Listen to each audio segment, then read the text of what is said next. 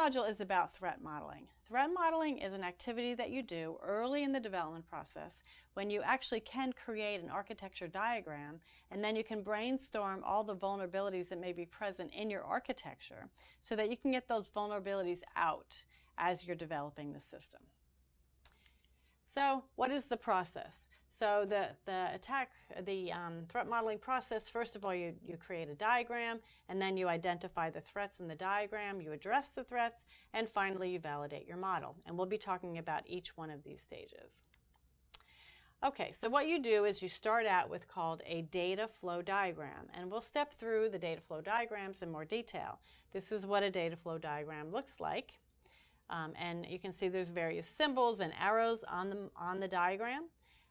And there are a number of symbol types that are convention in data flow diagrams. The first is a rectangle. A rectangle is an entity. An entity in the diagram is something that is outside the system that is acting upon the system. It could be a user, it could be another system. The dotted line is a trust boundary. And so what you're saying is that outside of the trust boundary, you do not trust those entities typically, and therefore you need to protect yourself from them. Inside the trust boundary, there's much more communication and flow with less protection. A circle is a process, so something that the system is doing.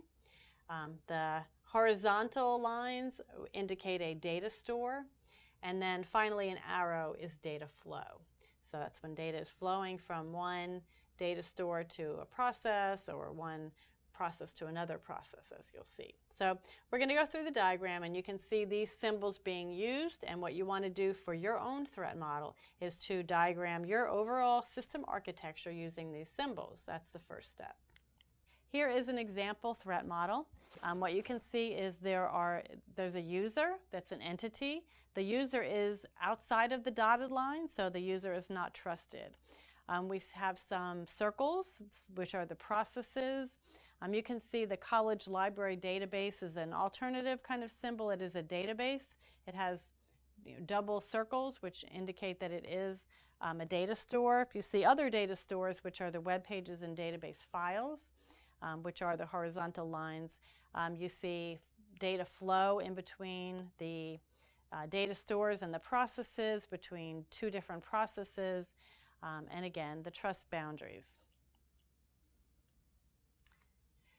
And so number one is to complete that diagram. The next step is to identify the threats that are present in that diagram. And when we identify the threats in threat modeling, it's common to use the Microsoft STRIDE model.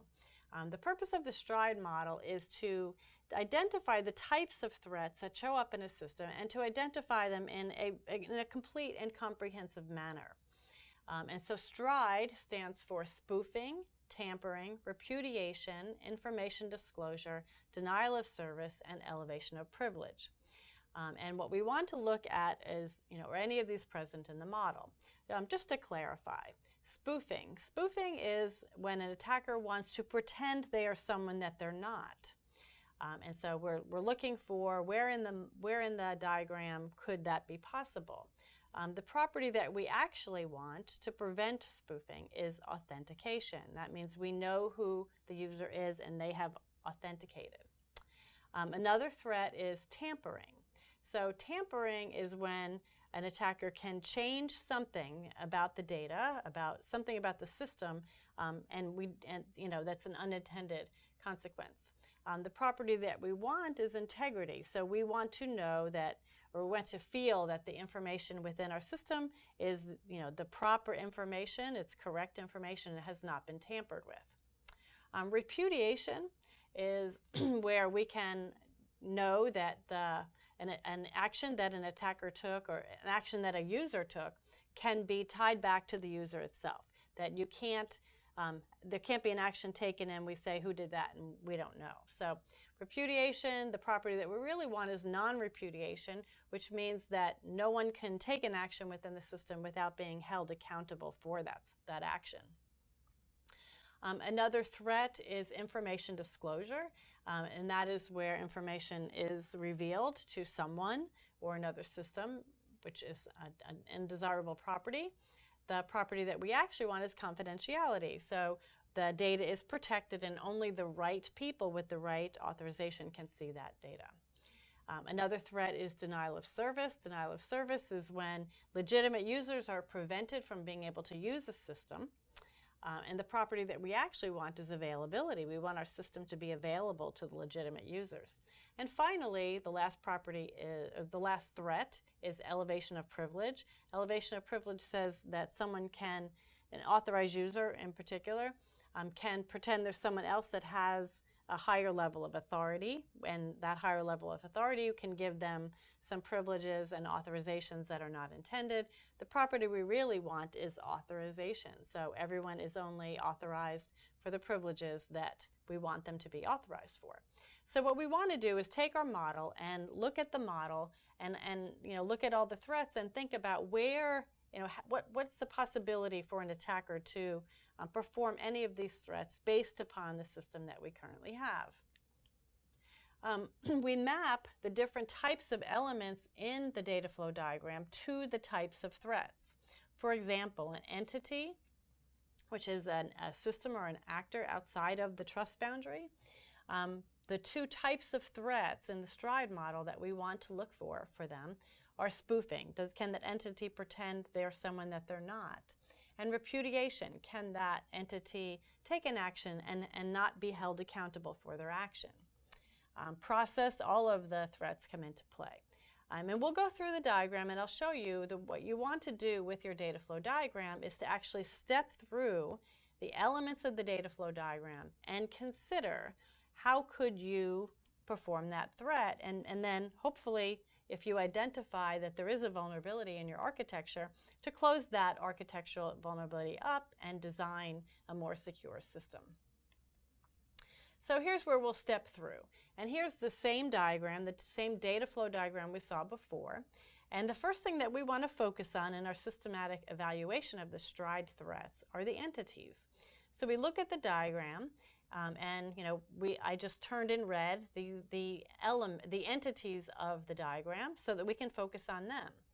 And so, we're going to step through the operating system, the user process, and the user and device, and then the appropriate threats that an entity could place on the system. And as I mentioned before, it's the S, which is spoofing, and the R, which is repudiation. And so for each one of those entities, how could an attacker spoof? How could they perform an action without being traced?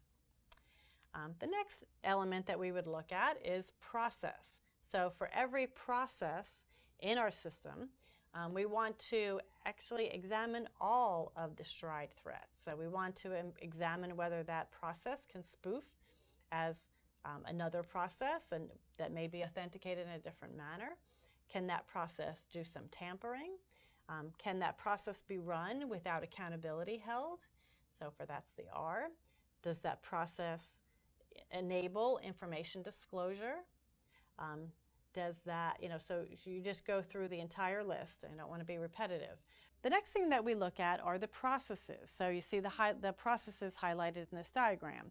And the processes actually could be, a place where all of the STRIDE threats come into play. So a process may spoof as another process. A process may enable a person to spoof as a different user. Tampering comes into play where the process could tamper data. R, repudiation. So can a process run and perform an action and not have the user be accountable for that action? Can the process enable information disclosure? Can the process create a denial of service? And finally, can the process enable elevation of privilege? And for each of the processes, you want to ask yourself a question about whether that threat could be enabled and make some changes to your processes if those threats are a factor. The next are the data stores. So the data stores, there's only one in this diagram, and the data stores, there are 4 different threats that come into play. The first one is tampering. So is the data within that data store, is there an ability for that data to be tampered? And repudiation, can the data be changed without being able to trace back the user or system who made that change? Can information disclosure happen with the data that's in the data store? And finally, can the data in the data store be used to create a denial of service? For example, a log file, which is a data store. An attacker can use that data store and run to the end of the log file, and then maybe the system will stop if the log file is full, and then the system will go offline. So that's a way to create a denial of service. The last thing to look at within your diagram are all of the data flows, which are in red here. The data flows are, there's 3 different threats that come into play. The first is tampering. Can the data flow, as it goes from one processor entity to another, can that enable tampering? Can it enable information disclosure? And can that data flow be used to create a denial of service? So the bottom line with all of that is that what you want to do is systematically go through your data flow diagram and go through the elements in the data flow diagram and consider all of the threats that come into play for that element. And that is how you identify the threats. The next thing you need to do is address the threats. So in the process of identifying, you lay out the things that you need to take care of. And this is where we get back to the threats and the properties we want. And at this point, you can actually, open up bug reports, create a bug report to say, that there's a vulnerability within our architecture and we need to close up. This is where you actually want to take action so that you don't have an insecure system. And then you validate your model. So validating the threat model really is just saying that you want to involve a lot of people, you want to brainstorm, you want to see if anyone else can come up with possible threats within your architecture. Talk about what you have found with other people. I think that doing a threat model all by yourself is really not the way to go. You want to get other people's input into the threat model and get those high-level vulnerabilities out of the system before you even get started.